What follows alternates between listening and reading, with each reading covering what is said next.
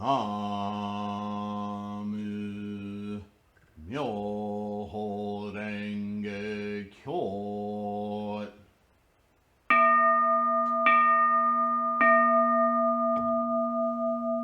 Namu Myoho Renge Kyo.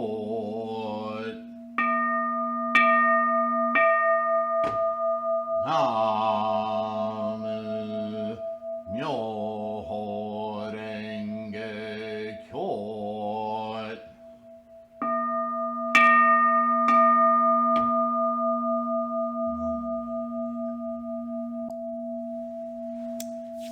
Hello everyone, thank you for being here this morning. Namo Myoho Renge Kyo. I say morning, it's morning for me. It's whatever time of day it is for you.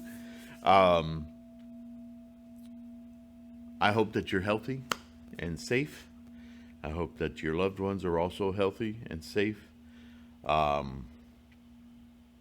We're going to continue with the Vimalakirti this morning. This is an early Mahayana teaching, which I've already talked about that. And we're going to get as far as we can in it. It's not a very long sutra. It's addressed mainly to arhants who are leaving or leading their teaching beyond the level or the period of teaching that is the early teachings of Shakyamuni, often called the Hinayana, or by other names, to indicate that they're the earlier period of teachings of Shakyamuni. And the realization in the Mahayana teachings, the teachings after that period, that go deeper into the scholarship and the meaning of Shakyamuni's teachings, that although to attain the level of learning and realization, Pratyeka Buddha, Arhat, all these different names surrounding the same understanding of the Shakyamuni's Buddha's teaching, the learning, the Shravaka, the able to hear the teachings, the realization of able to understand the teachings, and therefore to attain a level of awakening, a level of enlightenment on a personal, individual level, that there is in fact a much greater, more complete, more perfect level of enlightenment yet to achieve beyond that, and that is the Mahayana teachings of Bodhisattva life. What is actually a Bodhisattva is a realized, fully realized Buddha mind in samsara, which is our task, to be in touch with and exercise the clarity of Buddha while remaining in samsara, for the twofold reason of experiencing Buddha and influencing and facilitating all other beings to that realization of Buddha. This is the Bodhisattva way, and this is the way to experience fully, completely, the enlightenment of the Buddha mind. And so the Vimalakirti is one of the earlier teachings of Mahayana that takes this to task. Next week, starting with Sunday Gangyo, as this is the rhythm I'm beginning now for this period of teaching, we are going to delve into an even older teaching of that early teaching of the Hinayana, the Tripitaka, the earlier teachings of Shakyamuni, called the Satipatthana or the Satipatthana, depending on which lineage of the varied translations you care to follow. And it will be the teaching of how to detect the way that our mind works, often called the mindfulness, and in fact in the translations called the instantiation of mindfulness, the way of following, perceiving, and understanding what is mindfulness. This is a much hackneyed term in our modern era. It's used a lot from yoga practitioners to New Age of every sort. It is, in fact, a very early teaching of Shakyamuni. And it was, as I've said countless times, taught to teach the people of that era, that 2,500 to 3,000 years ago era, to simply understand how their mind works to perceive their samsaric life, their life on earth, to get a clue as to how their life is greatly shaped by the way their mind works. This was not common knowledge before then. It was that somehow the great environment moved you through life, right? Very ancient kind of thinking, that there were gods and deities preying upon your life to tell you what was available to you, what wasn't. Certainly in India, a very hardcore caste system, which still exists today, pretty much told you, depending on your birth and who you were born to and what life socioeconomic realm you belonged, that was the ceiling of your experiencing as a human. The Buddha was very revolutionary in that he told people that may be what the government says, but the truth of it is that you're fully in control of the level of life you can attain while here as a human. Politically, you may be of a caste, but that doesn't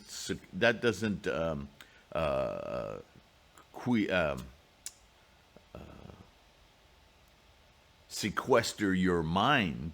Your mind can go as far as you're willing to let it go, or to experience it and cultivate it and train it to go.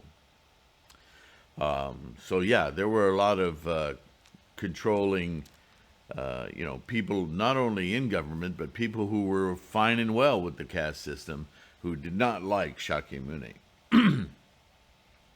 At any rate, it's one of the earlier teachings, and so I thought we might want to dip down into that well and see what the level of understanding the mind initially was about. What is this mindfulness thing? What does it mean, right?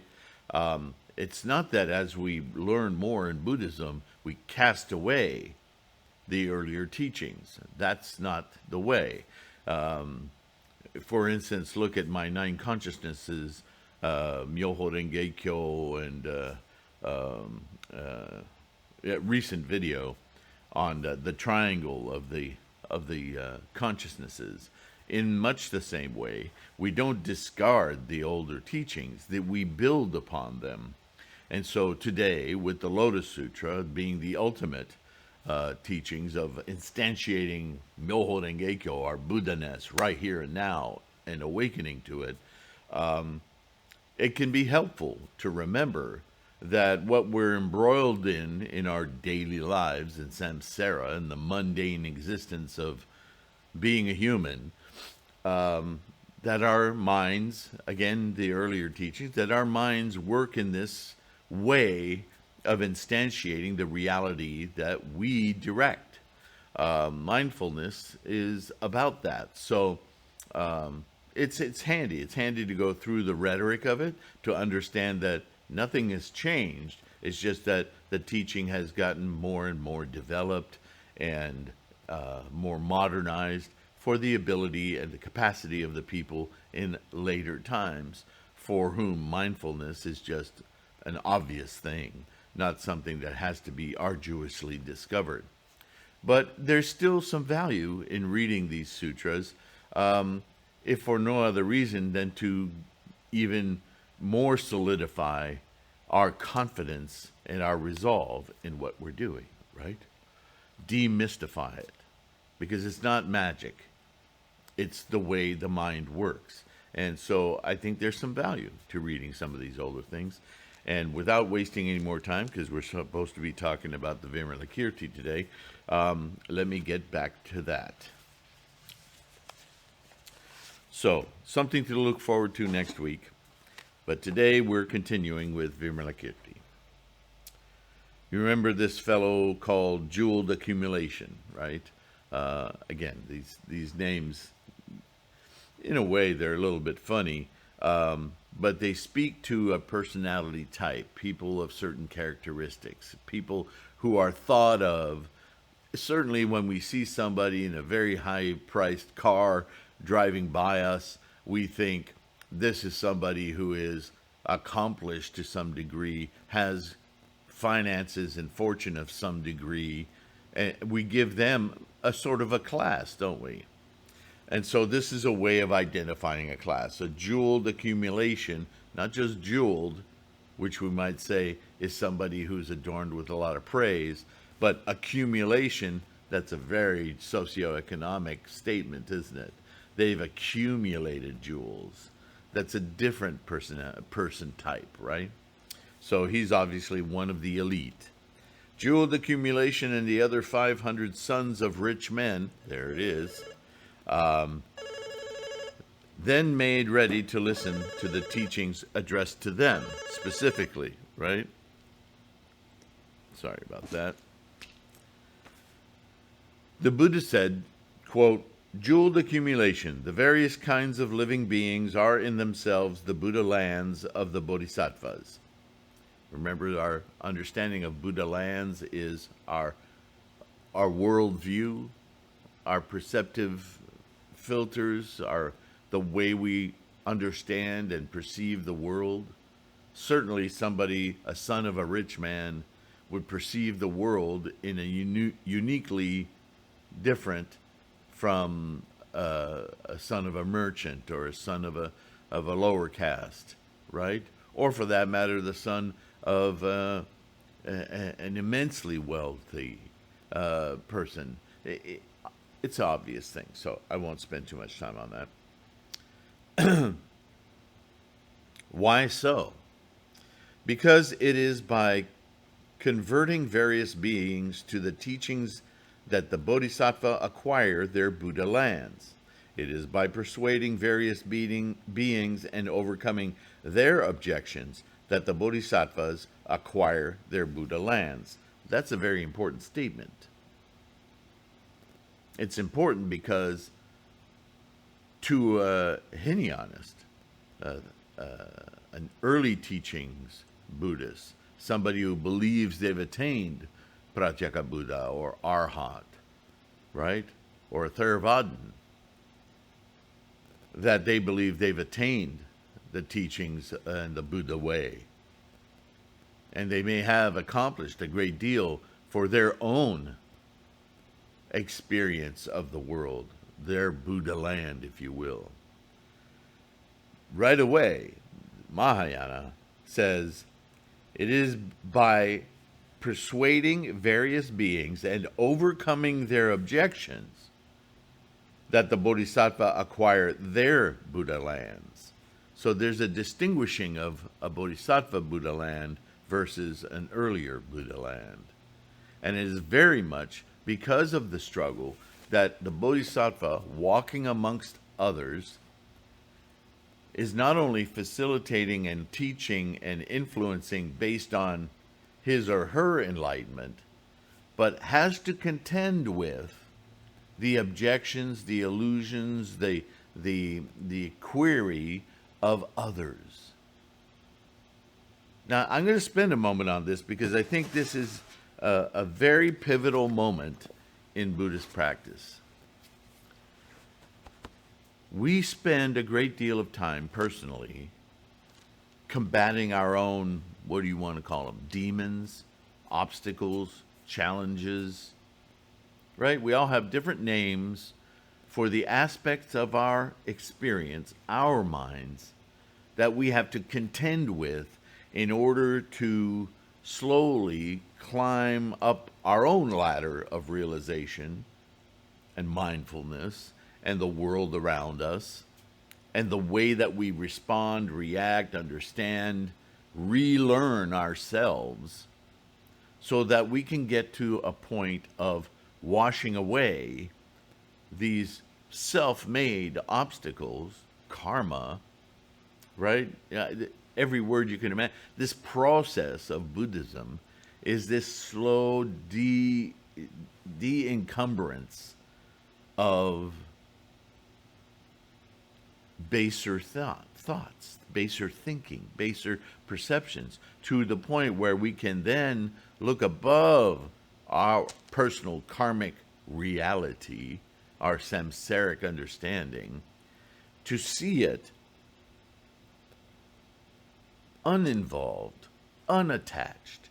It's still, we can view every aspect of our karma without being sunk by it, without being attached and clinging, and all of the various sensations of pain or separation anxiety or whatever, what have you, right? That's our samsaric state, is all of the ideas and the colorations of our experience that impinge on us, that we derive either unreasonable pleasure from or stress about, or anxious about, or things we even outright don't like about ourselves. If we could rise to a point where all of those activities, those actions, those realizations, they still exist, but they cease to have power over us. They cease to affect us. We just see them as the myriad energies, the momentum that instantiates our being, our continued existence and being, right? And then, because we're no longer affected, we're free to experience this life, this created life, as a very nurturing, very amazing, very beautiful thing. Even with all of its foibles and weirdness, it's not weird to us anymore. It doesn't hold sway on emotions and feelings and all of that. We just feel the amazing play of it. We're separated from it mentally, perceptually, with our Buddha mind. That's very amazing. That's very intoxicating, right? You want to be there, so that when things happen in your life, they don't crush you, or they don't draw you all one direction, or fake you out, however you want to say it, right? That you can respond to the experience of your life with great appreciation, right? Unperturbed, unagitated.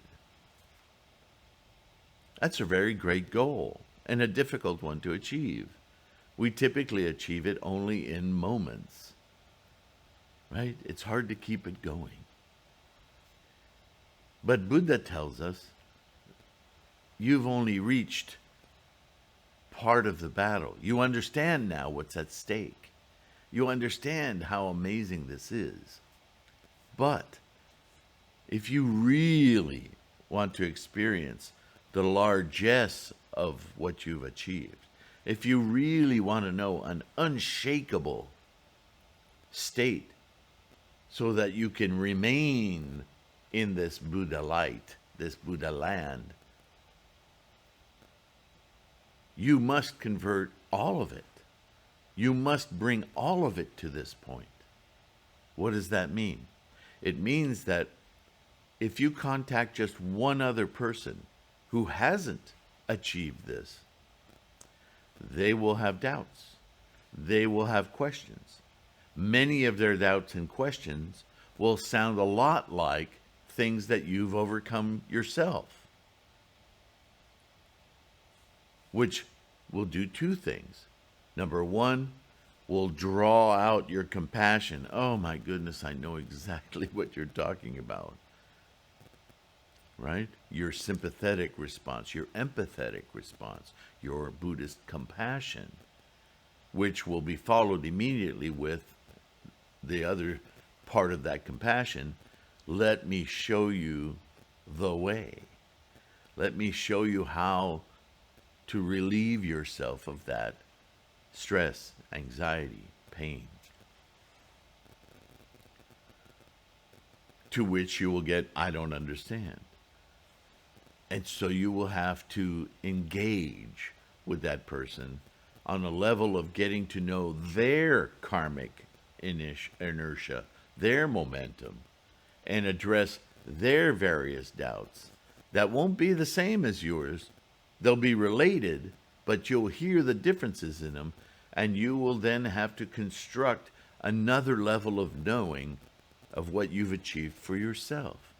And by doing so, your karmic knowledge will become greater, making what you think you've already felt and achieved even greater, even larger. And the more people you engage with to do this work, Bodhisattva work,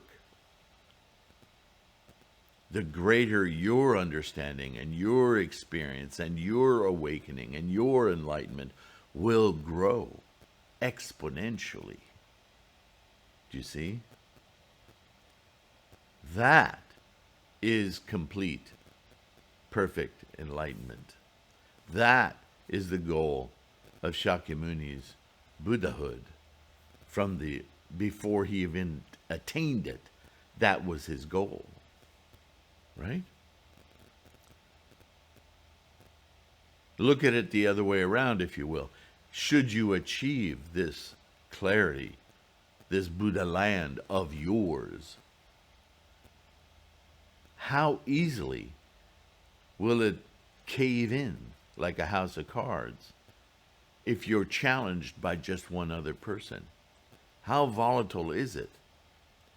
You might begin to understand why a monk who is achieving this liberation might want to isolate themselves, right?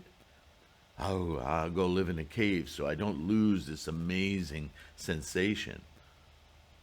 But by doing so, by removing yourself from humanity, you are greatly limiting your experience of that great liberation. Your only experience will be based on your own small momentum of karma. How can you deny? Because by isolating yourself, you are denying the rest of humanity. That has never been the goal from the outset of Siddhartha or Shakyamuni Buddha, right? So go ahead, revel in your accomplishment, but understand that you've only just begun. You've only gotten your black belt. You now need to course in the way of the Bodhisattva way. Only in this manner will you begin to expand and begin to perceive the immensity of what this skill that you've learned can bring to make your life, your individual human experience, massive. To truly not only enlighten your narrow experience of life, but the momentum in its largesse throughout all instantiation, all phenomena. That is a sense of being that is truly enlightening, right? This is the Bodhisattva way, a way that has its certainly you'll have doubts and fears. And the fact that you have doubts and fears is further evidence that you haven't accomplished perfect, full, complete enlightenment. Do you see? So, this is what the Vimalakirti is trying to explore. And in this case, is telling the rich man, just because you're rich doesn't mean you're enlightened. Far from it, right? Because it is by converting various beings to the teachings that the Bodhisattvas acquire their Buddha lands. The Buddha land of a Bodhisattva is far more expansive than the Buddha land of an Arhat or a rich person. It is by persuading various beings and overcoming their objections that the Bodhisattvas acquire their Buddha lands. There it is. It is by inducing the various living beings to enter into the Buddha wisdom in such and such a land that they acquire their Buddha lands. It is by inducing the various living beings to develop the capacity for Bodhisattva practices in such and such a land that they acquire their Buddha lands. Why is this? Because the Bodhisattva's acquisition of a pure land is wholly due to his having brought benefit to living beings, not just himself. Suppose a man proposes to build a mansion on a plot of open land. He may do so as he wishes without hindrance. But if he tries to build it in the empty air, he will never be successful. It is the same with the Bodhisattvas. It is because they wish to help others to achieve success that they take their vow to acquire Buddha lands. Their vow to acquire Buddha lands is not founded on emptiness. That's interesting, right? Remember, this was written down and from teachings prior to Nagarjuna's middle way. We'll get to that. Jeweled accumulation, he continues. You should understand that an upright mind is the pure land of the Bodhisattva.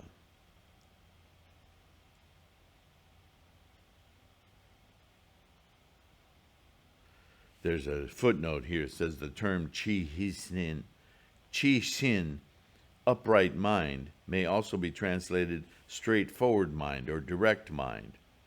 In the paragraphs that follow, the Pure Land is being used to mean a state of mind or course of action that allows a Bodhisattva to create a Buddha land that is pure in nature by leading others to enlightenment. I'm reminded that this is a Burton Watson translation, and we'll look past that, but we'll hear his Church of England kind of thinking.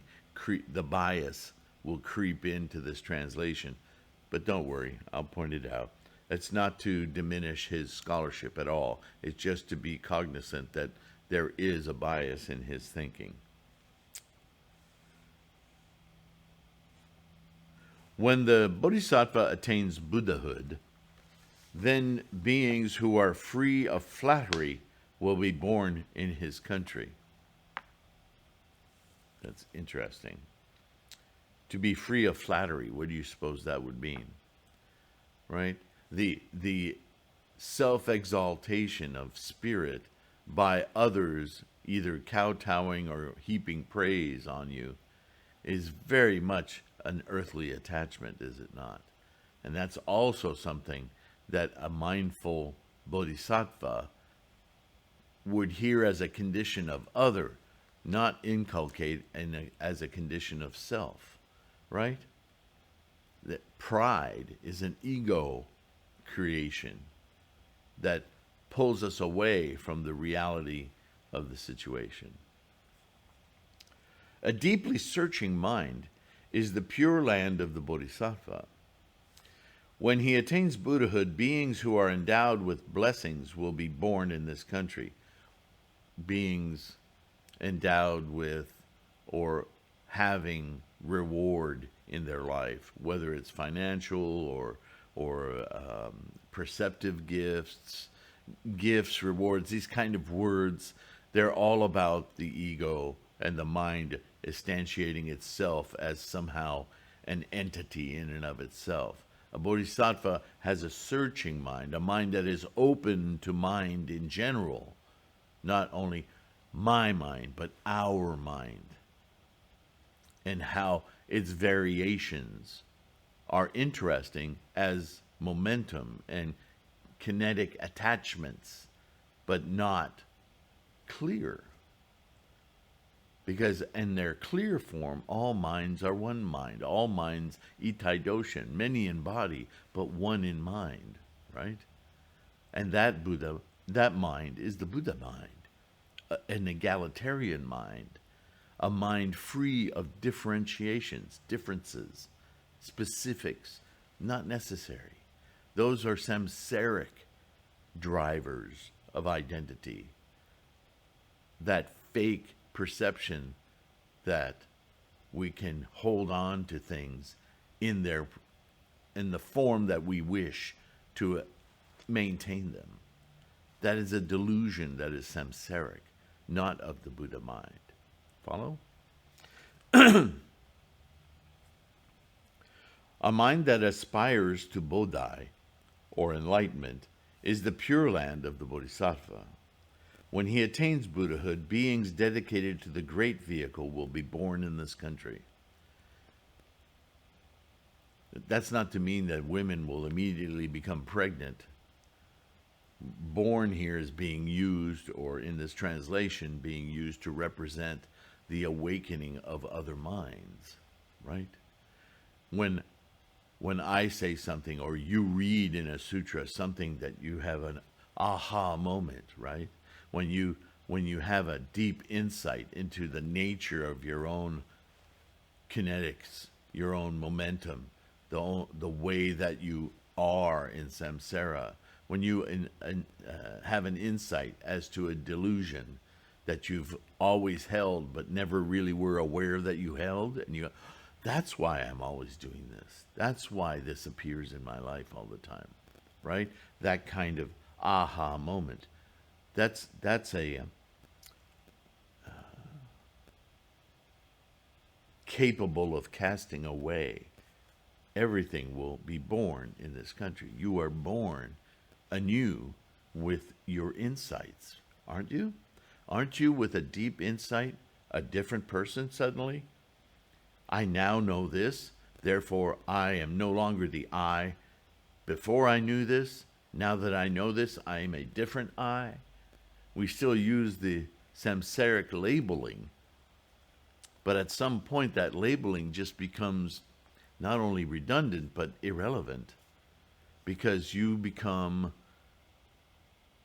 a transcendental I. You don't have moments of clarity. Your clarity is something that you continue to build on. So you are an enduring clarity. And that I, which is constantly seeking, not resting on a laurel, on an achievement, but moving along through time with that achievement, is coursing the way of the Bodhisattva. Make sense?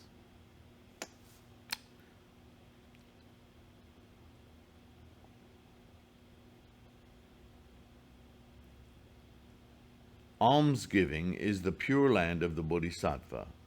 When he attains Buddhahood, beings who are capable of casting away everything will be born in his country.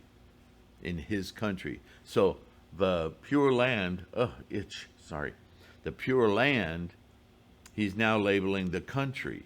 It's our perception of our existence. We may share it with many other people, but it is our land. As we continue to influence others, our land becomes more and more populated by others who are born into it, albeit their own perception of that land. But that land becomes much more populated, enlarges, becomes a greater experience of humanity, less and less of self. See, this is what we started with. This self thing is very difficult to rid ourselves of. And so enlightenment for myself is again a hard stop on self. Saying that this self is enlightened is not truly enlightened because it's still hanging on to that idea of self. Only by facilitating others does the idea of self start to diminish, come apart. Because now you are no longer a self. You are part and parcel of other people's growth in enlightenment.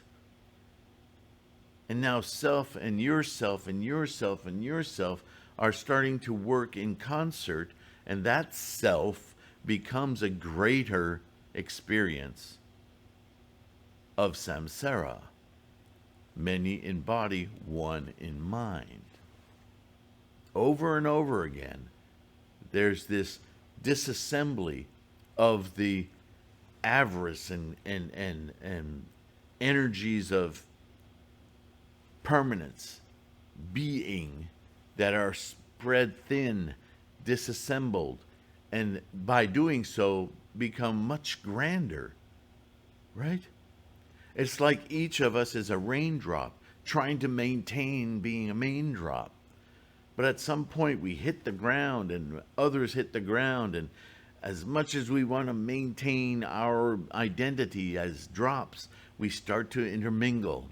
And together we become a flow. And that flow enters a stream, into a brook, into a river, into an ocean. And it is very hard in an ocean to discern drops. Right?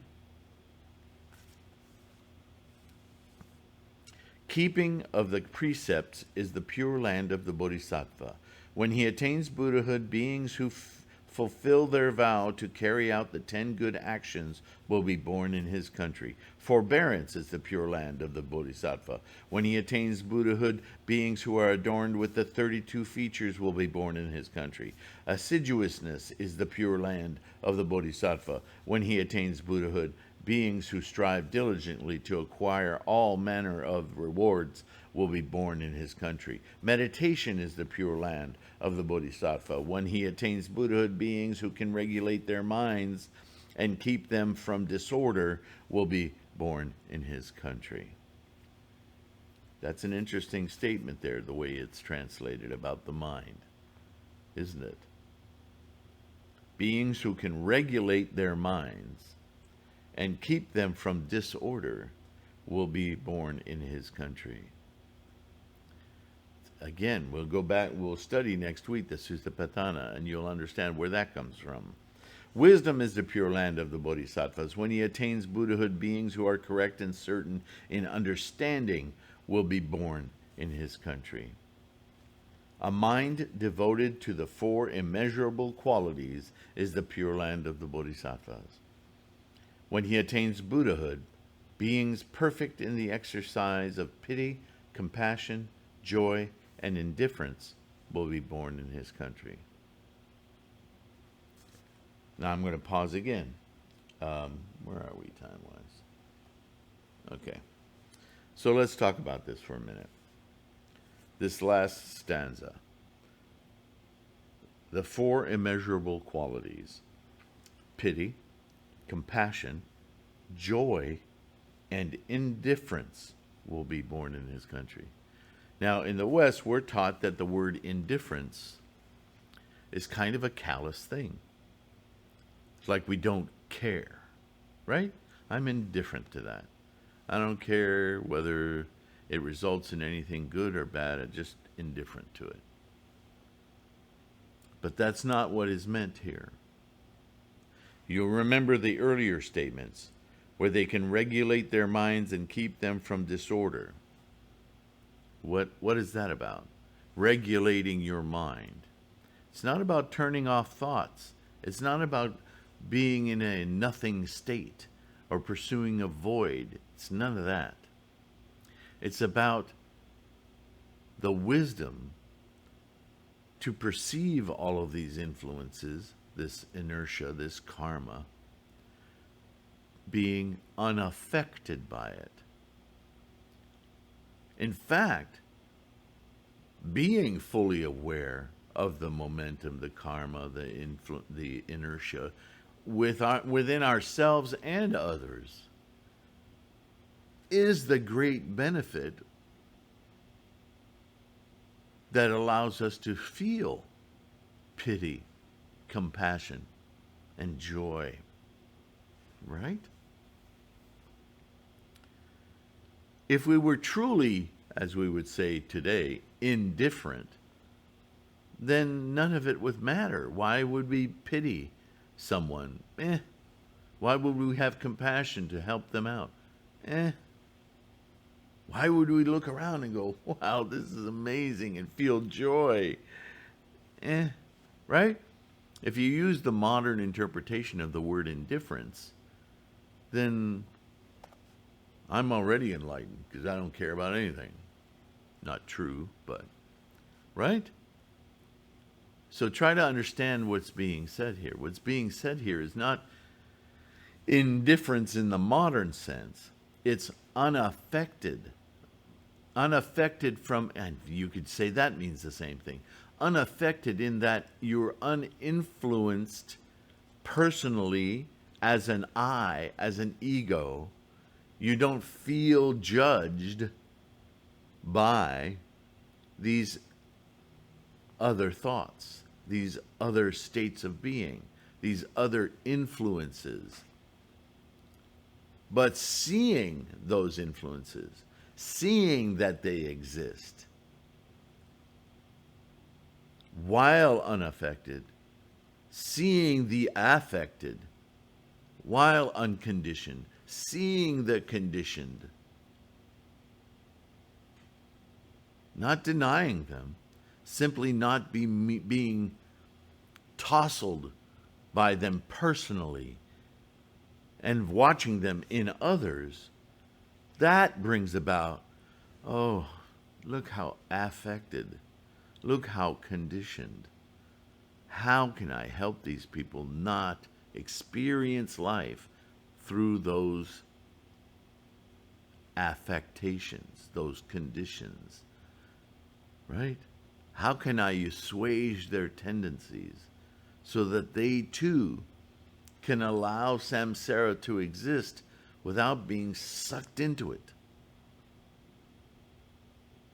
without feeling like it's all on their I, their ego, their self? Stop, don't do that. And when I help you, when you get an insight, when I help you and you and you and you in your different ways, all get personal insights that help you go and get a breath above that kinetic energy, that momentum of your karma, I can experience joy outside the bounds of my mere existence, my self. My Bodhisattva becomes joyful, becomes amazed once again at this process of enlightenment. That's how I can experience pity, compassion, joy. Not by being indifferent, but that self that I've constructed isn't involved in the equation anymore. This self as a bodhisattva, untouched by those processes, can now truly see how they affect others and the work that needs to be done to release those others, to join me in my bodhisattva mind, so that we can all participate in the liberation from these samsaric sufferings, right? That's an amazing place to be. And when you do this, they are born into bodhisattva. right? They are born into this country, this pure land of Buddha-ness. Makes sense? The four methods of winning people are the pure land of the Bodhisattva. When he attains Buddhahood, beings who are regulated by the emancipations will be born in his country. Now I'm going to point something else out. Every one of these statements says, when he attains Buddhahood. Isn't that interesting? He's talking about bodhisattvas. Aren't they already in Buddhahood? So the implication here is that bodhisattva is a path to constantly course in, to constantly make effort in. Because with each other influence that our bodhisattva-ness is able to bring to bear, our Buddha mind, we accomplish Buddhahood once again. With each other step toward their own enlightenment, we experience Buddhahood anew.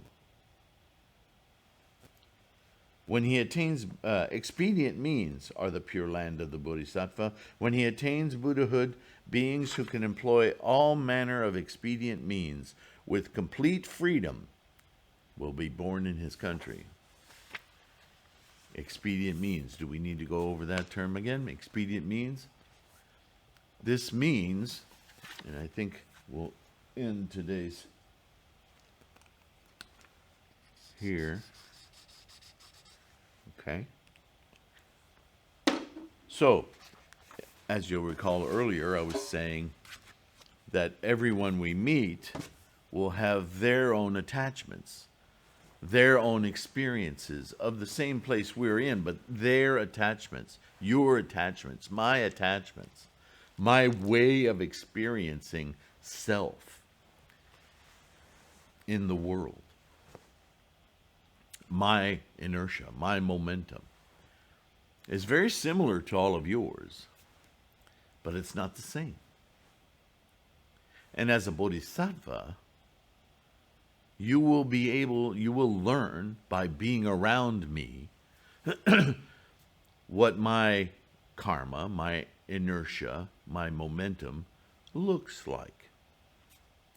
And as you search your mind for equatable experiences, I think I've experienced what you've experienced. I've experienced that this way. How have you experienced that? Oh, I see that you've experienced it from a different point of view. Let me think now on that point of view and where we might share that kind of a point of view elsewhere. And by talking to you about my point of view and your point of view, we can circumnavigate our momentum and our experience of that momentum. And what are we actually doing? We're performing an exchange of selfness, of that kinetics, of that momentum, of that karma. And though I have not experienced your karma directly in the way that you've experienced it, I've experienced very similar karma in other ways, in other places, and therefore I can speak on it in a way that touches your experience, as your experience is touching on mine. Are you starting to see how the disassembly of self is occurring? My self is growing, your self is growing. My idea of an insular one thing is falling apart. So is yours. The more that we do this, Sangha, the more that we do this, the more we move toward a not self perception of living this life, this samsara. We move more and more toward the perception of an entity that transcends this body, transcends this idea of I, mine, self, to a self that is far broader, far more experienced, coursing as Bodhisattva, much larger than self. The ego just keeps disassembling.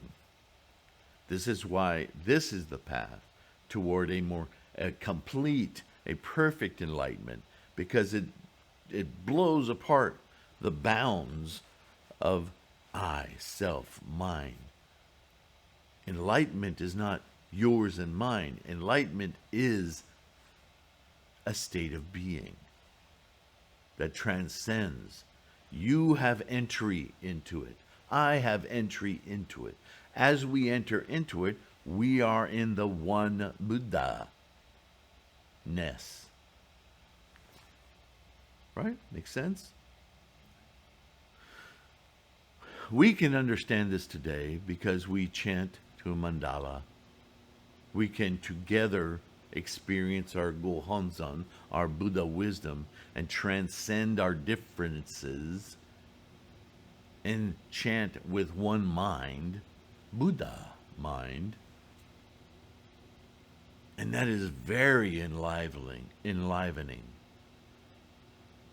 But how quickly do we go from that enlivening back into, wow, I experienced this. Wow, I was there. The self-isolated I is our hardest, most difficult samsaric delusion to chip away at every moment, every day. And the mind that wanders, the mind that, what was the word he used? An unregulated mind, or how did he say it? Yeah. Beings who can regulate their minds and keep them from disorder. So the disorder is this return to the perception of individual being, right? And keep those monkeys quiet. Not stop thought, but to perceive thought through the realization that it is a universal, that it is something that is shared, that is not particularly mine. When I make it particularly mine, the rest of the delusions come in. Am I going to lose it? Am I gaining it? Am I making it bigger? Right? The ego works on this thing, wants to make it mine. But that's not how thoughts work. That's gone. It's gone. It's gone. Why are you desperately clinging to the idea of your thought? Rather, seeing thought as an experience that you just momentarily had, and further, that you can share with all thought experience universally. What perceptions might you get from that state of knowing, of experiencing Buddha-ness, right? All right. We'll continue with more of Vimalakirti. You can see, I think, by now that the discussions of the Vimalakirti, not unlike the discussions of perfection of wisdom, are all centered around this mind-altering perception, leading practitioners of Buddhism toward this idea of really peering above this egotistical existence, this constant manifestation of self and permanence, and seeing, liberating yourself, your experience of mind, from that fog, right? Just like an aircraft raising above the clouds, everything is blue sky, right? Namo Myoho Renge Kyo. I hope I'm making some sense out of this for you. I hope that you're enjoying our travels through these teachings. Remember always to use this channel as a resource for yourself. if certain terms come up or ideas come up that are causing you, first of all, talk to me. Make some note of it in the comments so that I can try to research that, share my thoughts on it, and perhaps help you open another door for yourself, an insight, as well as using the search criteria in this channel, right there in the menu, not the top search because that's YouTube, but just the search within this channel, some key words in there, and you'll get to videos that I've been putting up for years now, right? Where I'll talk about these things, albeit, 15 years ago, I was talking about some of these subjects from a different perspective. I've grown since then. But that doesn't mean that you may not learn something from the way I talked about it 15 years ago. It may be more directly associated with something you're experiencing. So search the channel. There's hundreds of videos on this channel.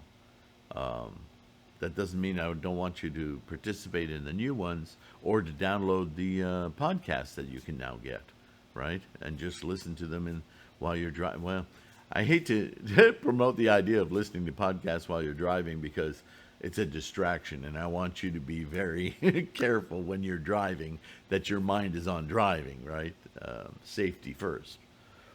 But whether it's something where you're doing housework or whatever it is, that you can spend some time re-listening maybe to a video that you've already watched. Different things will come from it, different insights. And anyway, I'll leave your study to you. I won't try to tell you how to study, only that studying is very important to we're self-teachers, right? And as long as we keep the information flow coming, we will get those insights. Or at very least, insights into questions that we have. I never thought of asking that question before. Then ask it. Email me. Put it in the comments. However you do it, let me know. So we can keep this dialogue going, right? Sangha. Okay. Take care of yourself, your health, your friends. Be kind to yourself as well as those around you. Right? Give yourself a bit of a break. It'll work out. You'll figure it out, believe me. And I will see you in the next one. Bye for now. Nam Myoho Renge Kyo.